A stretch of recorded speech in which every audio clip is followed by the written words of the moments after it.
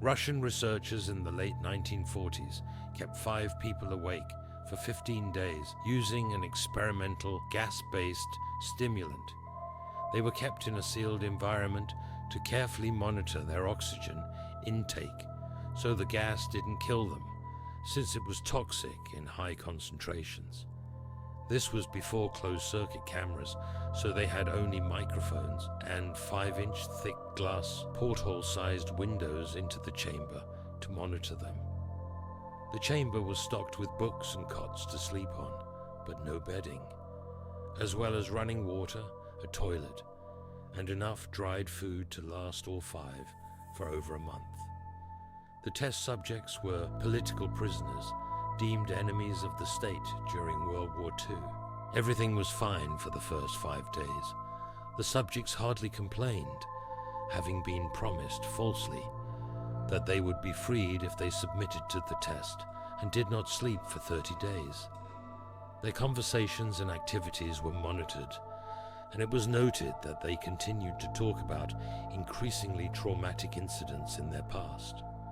The general tone of their conversations took on a darker aspect after the 4-day mark.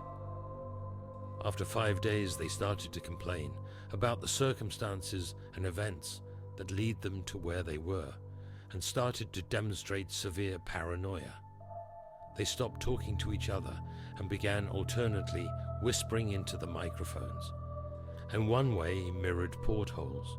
Oddly, they all seemed to think they could win the trust of the experimenters by turning over their comrades, the other subjects in captivity with them. At first, the researchers suspected this was an effect of the gas itself.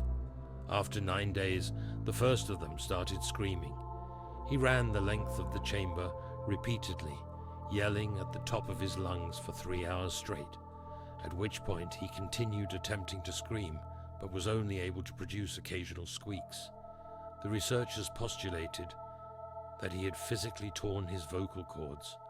The most surprising thing about this behavior was how the other captives reacted to it, or rather didn't react to it. They continued whispering into the microphones until the second of the captives started to scream. The 2 non-screaming captives took the books apart, smeared page after page with their own feces, and pasted them calmly over the glass portholes. The screaming promptly stopped, so did the whispering into the microphones.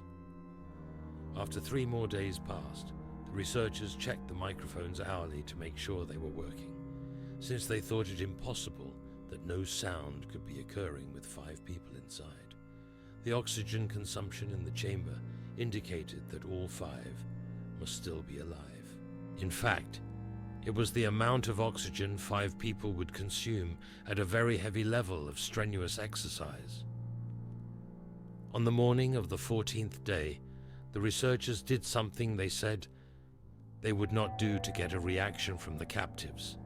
They used the intercom inside the chamber, hoping to provoke any response from the people they were afraid were either dead or vegetables.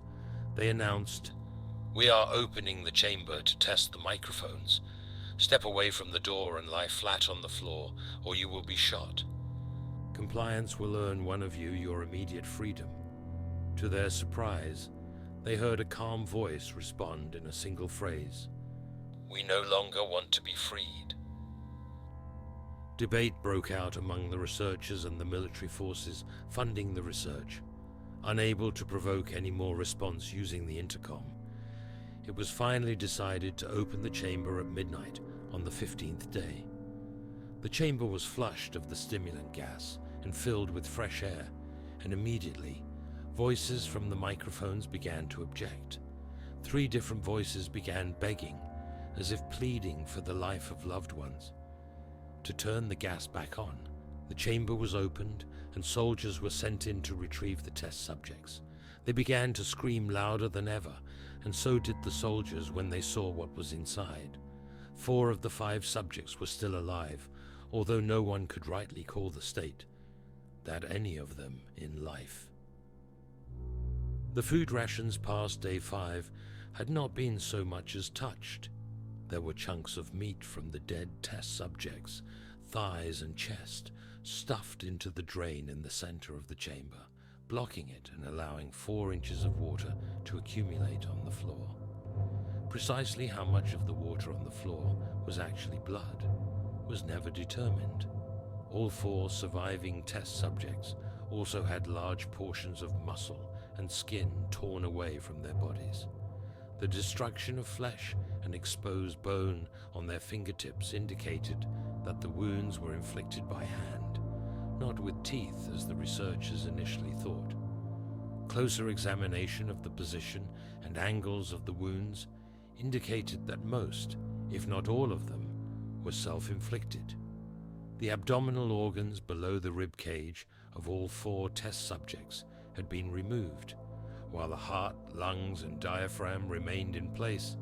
The skin and most of the muscles attached to the ribs had been ripped off, exposing the lungs through the rib cage.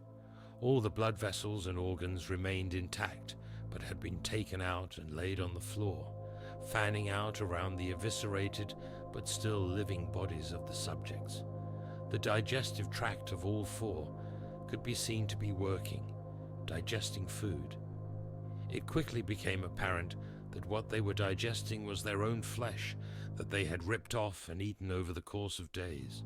Most of the soldiers were Russian special operatives at the facility, but still, many refused to return to the chamber to remove the test subjects. The subjects themselves continued to scream to be left in the chamber and begged and demanded that the gas be turned back on, lest they fall asleep. To everyone's surprise, the test subjects put up a fierce fight in the process of being removed from the chamber. One of the Russian soldiers died from having his throat ripped out, and another was gravely injured by having his testicles ripped off and an artery in his leg severed by one of the subject's teeth. Another 5 of the soldiers lost their lives, if you count the ones that committed suicide in the weeks following the incident. In the struggle, one of the 4 living subjects had his spleen ruptured and bled out almost immediately. The medical researchers attempted to sedate him, but this proved impossible.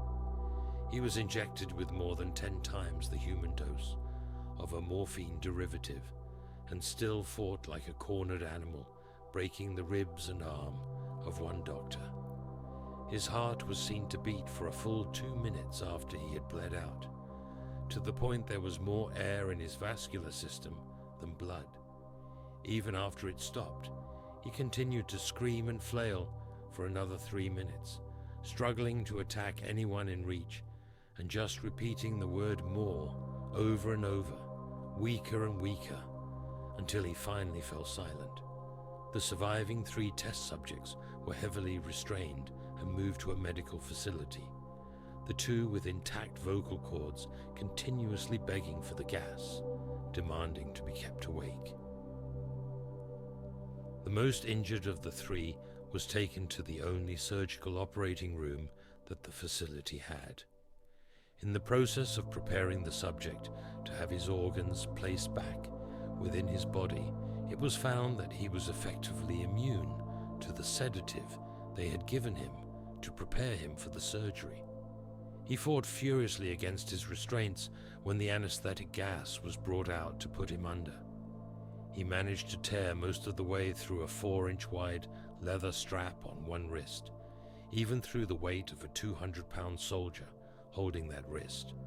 It took only a little more anesthetic than normal to put him under, and the instant his eyelids fluttered and closed, his heart stopped. In the autopsy of the test subject that died on the operating table, it was found that his blood had tripled the normal level of oxygen. The muscles that were still attached to his skeleton were badly torn, and he had broken 9 bones in his struggle to not be subdued. Most of them were from the force his own muscles had exerted on them. The second survivor had been the first of the group of 5 to start screaming, his vocal cords destroyed. He was unable to beg or object to surgery, and he only reacted by shaking his head violently. In disapproval, when the anesthetic gas was brought near him. He shook his head yes when someone suggested, reluctantly, that they should try the surgery without anesthetic, and did not react for the entire 6-hour procedure of replacing his abdominal organs and attempting to cover them with what remained of his skin. The surgeon presiding stated repeatedly that it should not be medically possible for the patient to still be alive. One terrified nurse assisting the surgery stated that she had seen the patient's mouth curl into a smile several times whenever his eyes met hers. When the surgery ended, the subject looked at the surgeon and began to wheeze loudly, attempting to talk while struggling. Assuming this must be something of drastic importance, the surgeon had a pen and pad fetched so the patient could write his message. It was simple: keep cutting. The other 2 test subjects were given the same surgery, both without anesthetic as well, although they had to be injected with a paralytic for the duration of the operation. The surgeon found it impossible to perform the operation while the patients laughed continuously. Once paralyzed, the subjects could only follow the attending researchers with their eyes. The paralytic cleared their system in an abnormally short period of time, and they were soon trying to escape their bonds. The moment they could speak, they were again asking for the stimulant gas. The researchers tried asking why they had injured themselves, why they had ripped out their own guts, and why they wanted to be given the gas again. Only one response was given: I must remain awake. All 3 subjects' restraints were reinforced, and they were placed back into the chamber, awaiting determination as to what should be done with them. The researchers, facing the wrath of their military benefactors for having failed the stated goals of their project, considered euthanizing the surviving subjects. The commanding officer, an ex-KGB, instead saw potential and wanted to see what would happen if they were put back on the gas. The researchers strongly objected, but were overruled.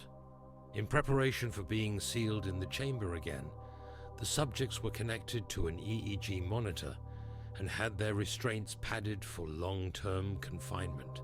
To everyone's surprise, all 3 stopped struggling the moment it was let slip that they were going back on the gas. It was obvious that, at this point, all 3 were putting up a great struggle to stay awake. One of the subjects that could speak was humming loudly and continuously. The mute subject was straining his legs against the leather bonds with all his might. First left, then right, then left again for something to focus on. The remaining subject was holding his head off his pillow and blinking rapidly. Having been the first to be wired to the EEG machine, most of the researchers were monitoring his brain waves in surprise. They were normal most of the time, but sometimes flatlined inexplicably. It looked as if he were repeatedly suffering brain death, before returning to normal, as they focused on paper, scrolling out of the brainwave monitor. Only one nurse saw the man's eyes slip shut at the same moment. His head hit the pillow. His brainwaves immediately changed to that of deep sleep, then flatlined for the last time as his heart simultaneously stopped. The only remaining subject that could speak started screaming to be sealed in now. His brainwaves showed the same flatlines as the one who had just died from falling asleep. The commander gave the order to seal the chamber with both subjects inside, as well as 3 researchers. One of the named 3 immediately drew his gun and shot the commander point blank between the eyes, then turned the gun on the mute subject and blew his brains out as well. He pointed his gun at the remaining subject, still restrained to a bed as the remaining members of the medical and research team fled the room. "I won't be locked in here with these things. Not with you," he screamed at the man strapped to the table. "What are you?" he demanded. "I must know," the subject smiled. "Have you forgotten so easily?" the subject asked. "We are you. We are the madness that lurks within you all, begging to be free at every moment in your deepest animal mind. We are what you hide from in your beds every night. We are what you sedate into silence and paralysis when you go to the nocturnal haven where we cannot tread. The researcher paused, then aimed at the subject's heart and fired. The EEG flatlined as the subject weakly choked out, so nearly free. If you like the story, please leave a subscription. Comment what video you would like to see next and share the video. It means a lot to me.